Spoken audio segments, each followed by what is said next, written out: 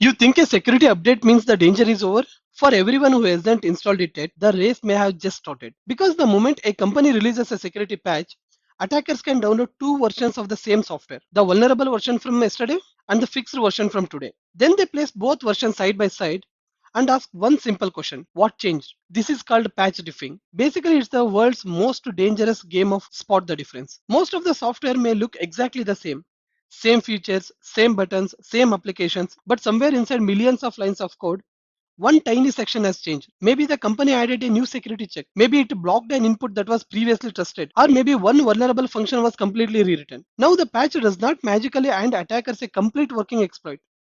That would be far too convenient. But it can give them something extremely valuable: a much smaller place to search. Instead of checking the entire application, they may now have only one suspicious section of code to investigate. Think of it like this. Imagine a hotel with 1000 rooms. Every room looks identical, every door uses the same lock, and nobody knows where the weakness is. Then the manager announces, "We found one dangerous broken lock and replaced it." But the next morning, only room 407 has a brand new lock.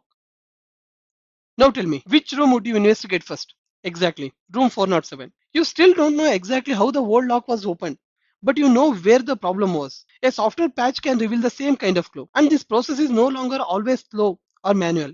Tools can monitor newly released updates, download the old version, download the patched version, compare the changes, highlight the suspicious code, and search the internet for systems still running the vulnerable version. So the moment a patch is released, three groups start moving. Researchers ask, what was the bug?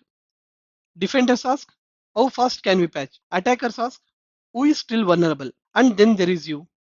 Your laptop says, important security update available. And you click, remind me tomorrow. Because apparently restarting your computer feels like a bigger emergency than the security flaw. But here is the problem.